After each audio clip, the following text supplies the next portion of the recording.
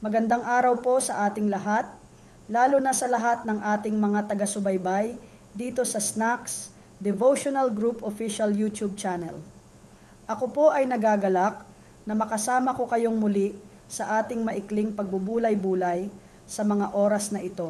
Tayo po ay nagpupuri sa Panginoon dahil muli isang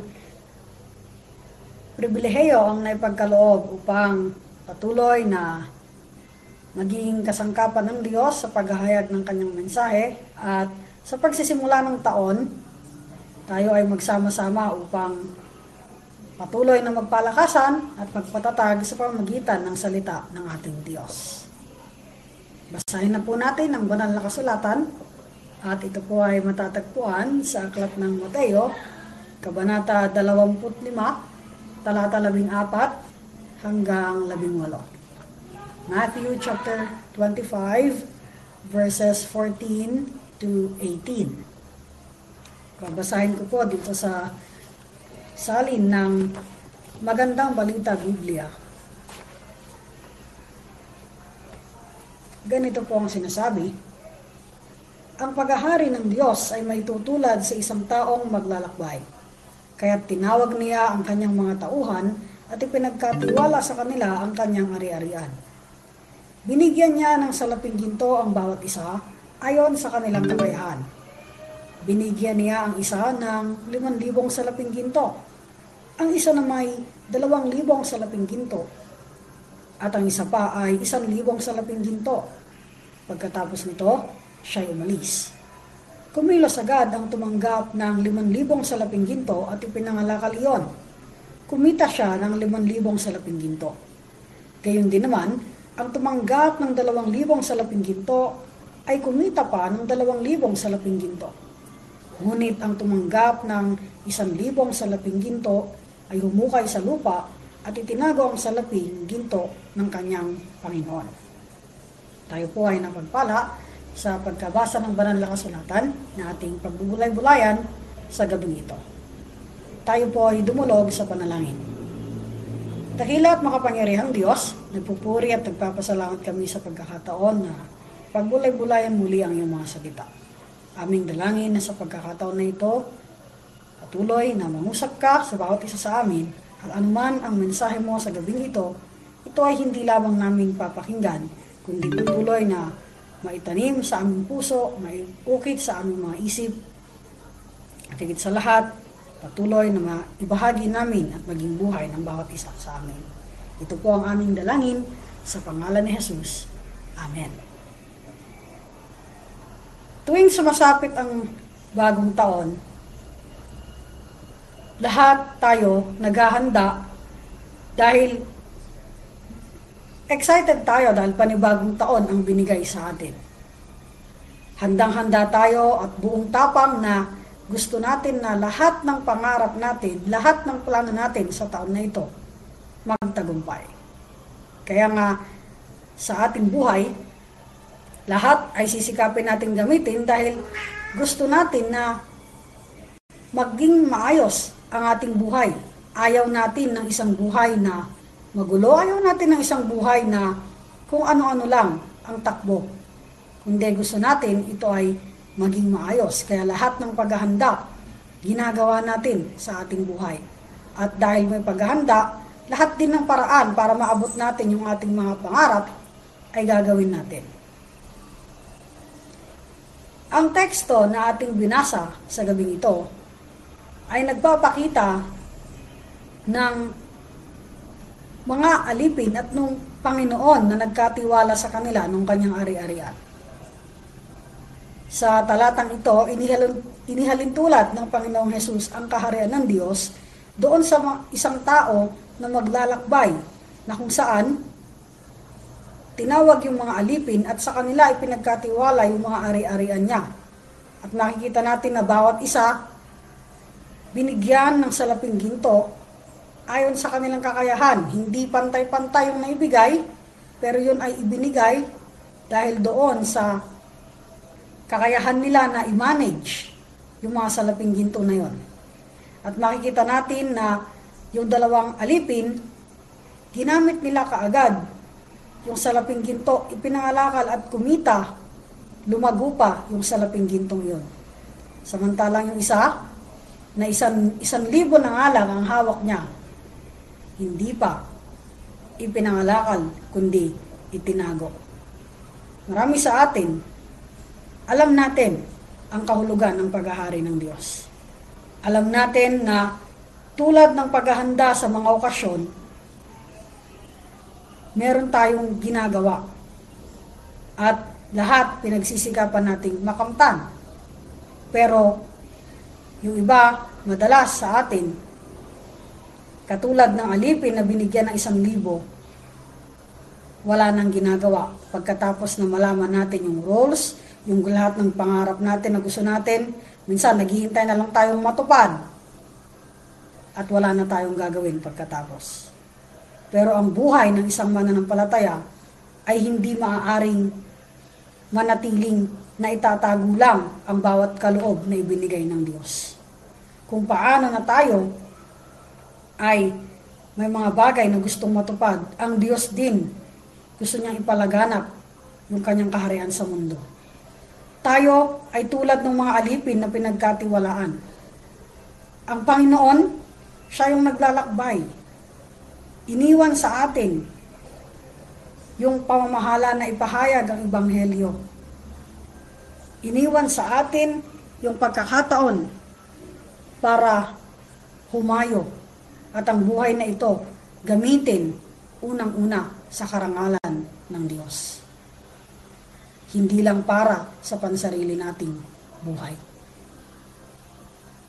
Ngayon, 4 na araw na sa pagkatapos na magpalit ang taon. Ang dami nating gustong gawin sa buhay. Ang dami nating New Year's resolutions. Pero sa lahat ba ng ito, kumikilos tayo para ito ay tuparin? Para yung hinihingi natin sa Panginoon ay magawa rin natin? Para yung tungkulin natin na ipahayag ng Ebanghelyo ay matupad din?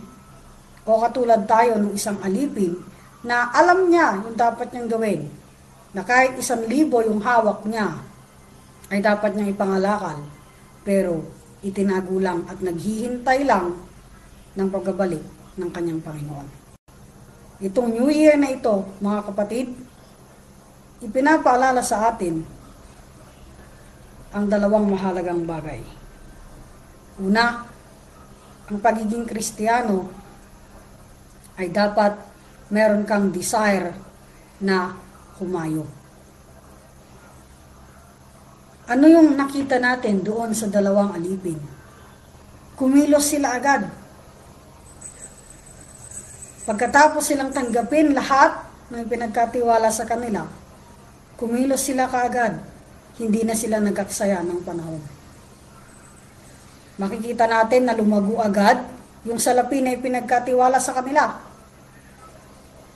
Sa ating buhay din, ang dami nating gustong gawin.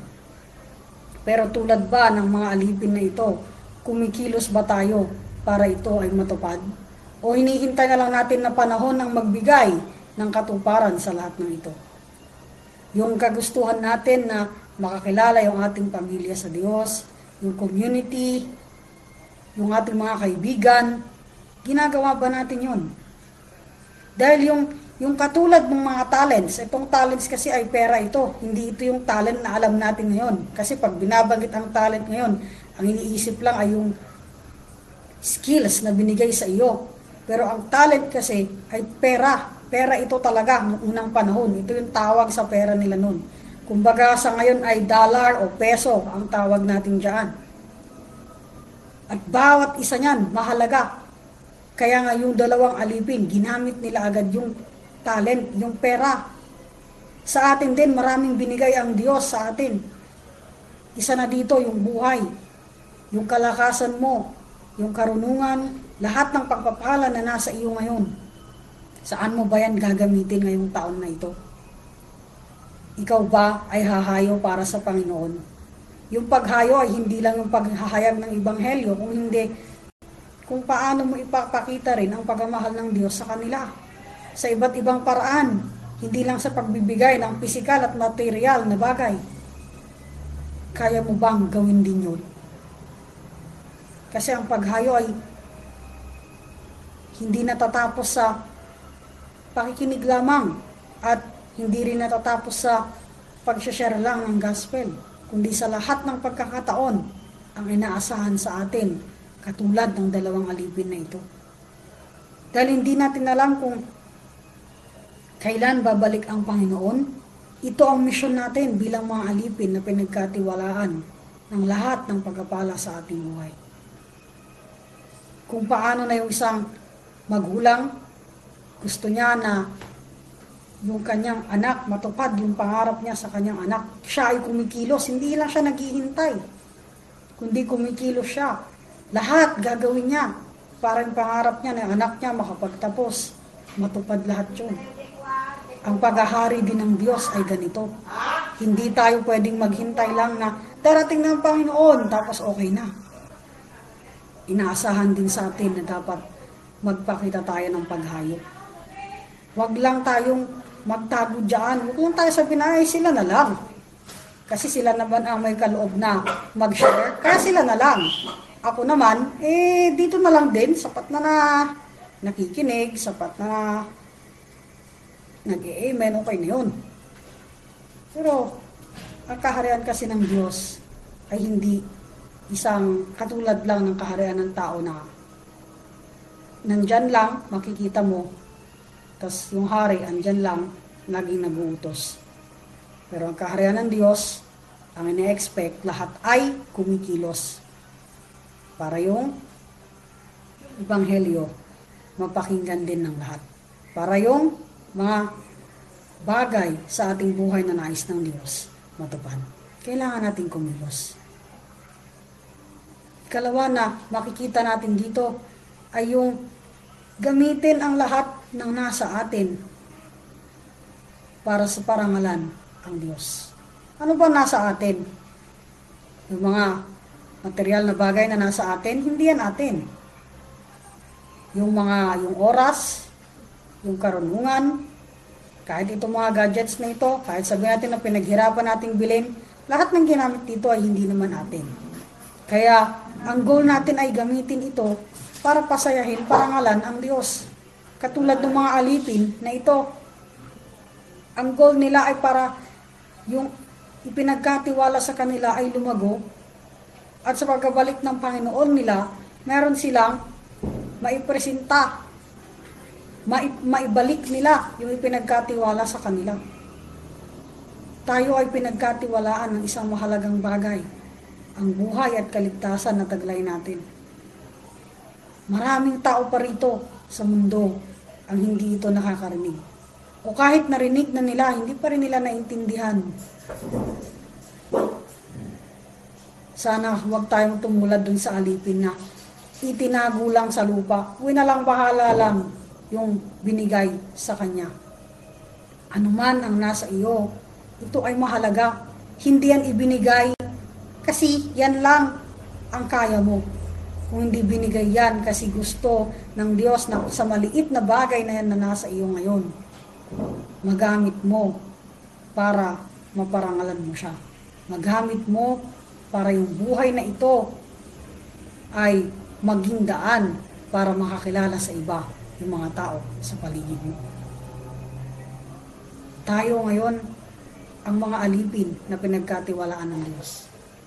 Hindi natin pwedeng sabihin na yung mga pastor na lang, yung mga leaders na lang ng church, yung mga nasa labas na lang. Hindi.